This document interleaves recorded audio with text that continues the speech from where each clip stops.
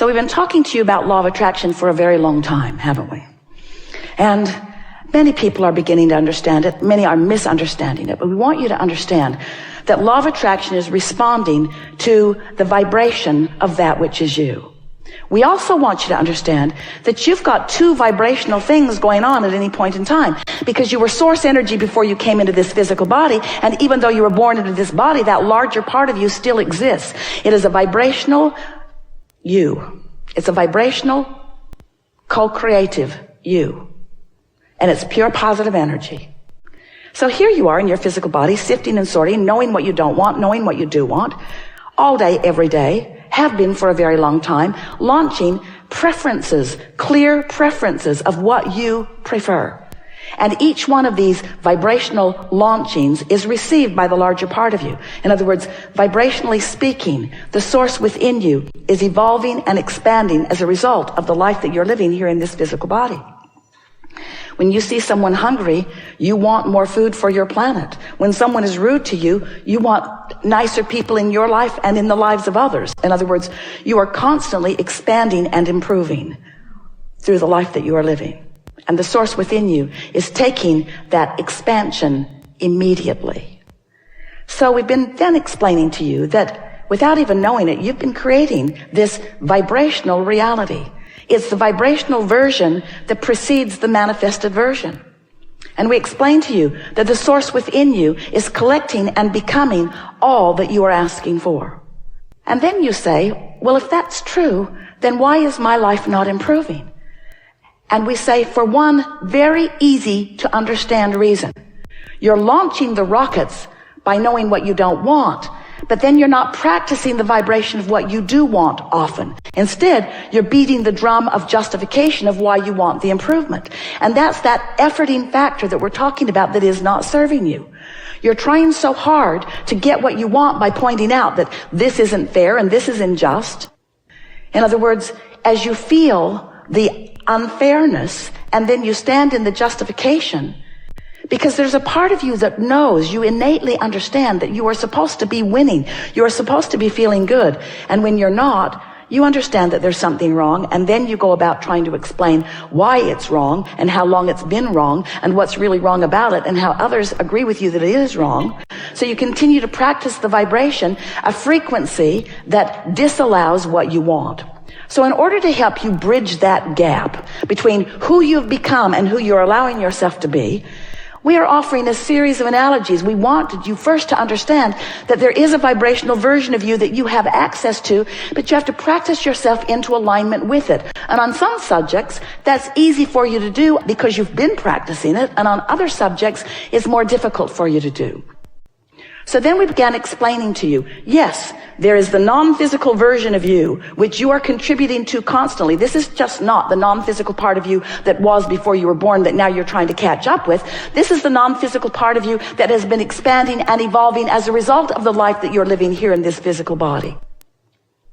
So this vibrational version, this vortex version of you exists. It is a reality that you have access to, but you've got to find the frequency. Just like you've got to broadcast and receive with your transmitting mechanisms. You can't set your radio dial on 101 AM and receive what's being broadcast on 97 FM.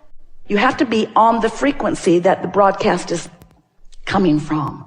So this vortex version of you is broadcasting this prosperous vibration of well-being, of alignment, of co-creation, of rendezvousing with all good things. The question is, are you on that frequency? And the answer is, if you feel good, yes. If you feel bad, no. Positive emotion means you're on the frequency or moving in on it, and negative emotion means that you're not. So then, as we've watched you, we've been calling this gathering the art of allowing for a number of years, because it's all about you figuring out how to allow that alignment. You figuring out how to hold a frequency consistently enough that you own it, that you know it, that you are it, that you be it. To establish a point of attraction with enough consistency that you allow momentum. Did you get that? Enough consistency that you allow momentum. Because when you say, I want it, but there's no momentum. I would like that, but you see, it's been hard for me. I want that, but my life's been very difficult for a very long time. Let me tell you the ways in which it has been difficult. And we say, stop talking about the ways in which it has been difficult, because you're killing the momentum of the desire that you just gave birth to. You gave birth to it and didn't allow it to get going. You give birth to it and don't allow it to get going. But imagine if you give birth to it and allow it to get going. If you give birth to it and allow it to get going. If you identify a new desire and are general enough in your conversation. So we began talking to you about your point of attraction. And it seemed like a good way to describe it. It's like a grid that will be filled in later with the manifestations. It's like a framework. It's like the frame of a building that starts out sort of scanty. You can sort of kind of tell what it's going to be like, but all of the textures and fabrics and details are going to come later. You're going to choose them as you go along, and you're going to fill it out and flesh it out with all of the magnificent, delicious details. So you have this point of attraction, this grid. If you've been following us for a while, we've been talking to you about your emotions and what they mean. You heard us say that negative emotion means you've got a vibration going on that you're not up to speed with. And that positive emotion means you've got a vibration going on in your vortex that you are up to speed with. So today we want you to contemplate that these emotions, which go all the way from appreciation and love and ecstasy, passion, fulfillment, love, that feeling of invincibility, that feeling of eagerness for life, you know how that feels, all the way down to despair, to a feeling of fear, to a feeling of disempowerment, to a feeling that they don't want me to win, that feeling of having no control of your life. And of course, there's every imaginable emotional word or feeling in between all of that. So now we want you to realize that you are a vibrational being and that you've got a momentum going. So we'd like you to envision this spinning disc, this pure, positive energy disc, this high-flying, good-feeling point of attraction that somehow, some way, you've managed to get on. And we want to say to you, it's pretty easy first thing in the day before something happens, before you read your email, or before you see another person who is irritating, or before you start remembering what went wrong yesterday.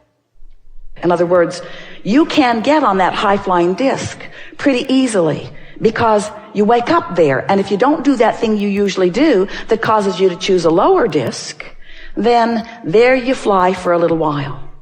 And we want you to just speculate the kinds of magnificent things that you have incrementally put into your vortex of creation that will now flow seamlessly, effortlessly, quickly through the path of least resistance into your spinning grid, into that high-flying, good-feeling grid. Esther's been having a lot of fun with this visual because she's discovered that if she cares about getting on it, she most always does. And if she cares about staying on it, then she's mindful of the 17-second scenarios that might take her from it. And she's also become really good about if she's falling and the momentum is strong, don't beat up on Esther about it. Don't beat up on yourself. Just take the fall and set forth the intention that tomorrow you're going to get back on it. So if every morning you decide you're going to get on it, first couple of days you probably won't make it to breakfast before something takes you from it. But eventually, it's where the momentum of that which is you feels most natural. It's just pretty easy to stay there. Especially when you realize that by staying general, you don't challenge it, you don't risk anything. And that if you do fall off, it's no big deal. You can get back on it tomorrow.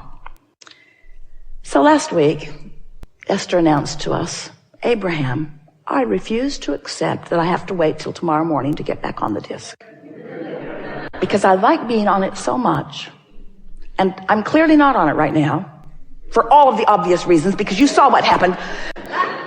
It was wrong what they said, what they did, how it turned out. Wrong. But I refuse to accept that I have to wait clear until tomorrow morning to get back on it. I'm going to meditate and clear my mind. I'm going to find some way of distracting myself. I'm going to find a way of slowing the momentum of unwanted things while I speed the momentum of wanted things. And this is the last piece that we want you to hear from us. Make no effort at slowing negative momentum, because it just speeds it. Because this is a universe of inclusion. There's no exclusion. It's all about attraction. So when you're not going to think about that thing that you're thinking about, then you're thinking about that thing you're not going to think about. And as you're thinking about that thing you're not going to think about, you're thinking about that thing you're not going to think about. And the momentum is getting stronger and stronger and stronger. And you're feeling worse and worse and worse and getting all animated about the injustice of what you're feeling. They just don't want me to win, you exclaim. And we want you to understand that it's all about what you're doing. And when it doesn't feel good, just lay as low as you can lay, as fast as you can do it. So rather than trying to stop negative momentum, your work, this is your assignment for the rest of your life. We never give homework, but today we're going to. Find ways to get positive momentum going. That's it. That's your work. Get on the disc. Stay there as long as you can. If you fall off, no big deal. Get back on as quickly as you can, until what will begin to happen is you'll have enough positive momentum that you'll begin feeling what the true power of influence is that we've been talking about. If you're having a no good, very bad day, Esther will say, clearly, I'm on the Honory disc. And I can tell I'm on there because there's Honory people all around me. Or I'm on the defensive disc. And your tendency, Esther's too, is to want to blame the other Honory people. Because if they weren't there with her and being Honory, she'd feel a lot better. But we want her and all of you to understand, she met them there. She met them there. It's like going to the Honory Meeting. Where's the Honory Meeting? Where's the Honory Meeting? I want to meet new Honory friends. I'd like to be flipped off by different people in traffic today than usual. So when you begin to accept that you chose the disc and that they just met you there, it sort of takes the sting out of what they're doing, what it feels like they're doing to you, especially when you begin to accept that you have the choice of what disc you're on. And today, we think you understand it more clearly than ever before. That you have a choice of what disc you get on. And the earlier you choose it, the better chance you have of choosing the one you mean to choose. And eventually, and we're talking about a matter of a few days and weeks, you're going to predominantly be there. And when you start hanging out in that high-flying, good-feeling vibration, and you not only have the benefit of feeling good and breathing more deeply and feeling that fantastic feeling of eagerness coursing through you, but you also then begin to realize the benefit of the wonderful ideas that are flowing to you and the really good timing you have and the rendezvousing with all kinds of wonderful things. And the evidence of your disc is all around you. No matter what disc it is, the evidence of it is all around you. Then you'll begin to understand the invincible you. You'll begin to understand that you are the creator of your own reality. You'll begin to understand you always have been and you always will be, but you'll begin to exercise more deliberate control. And you'll find yourself not spending all of that time, how much time you can spend, trying to explain something to somebody who's not on your disc. Have you ever been flying high and somebody else isn't and you're trying to explain to them? They don't get it, do they? So you just crawl right down on their disc with them so that they can understand it, and then, are you ever mad at them that you're down there on that disc with them? You'll get so much time back because you begin to understand that it's not a language barrier. It's not a cultural barrier. It's a vibrational barrier. Stop trying to explain stuff to people that they have no way of understanding. Instead, pick your disc, rendezvous with those that do understand, and have a really good time.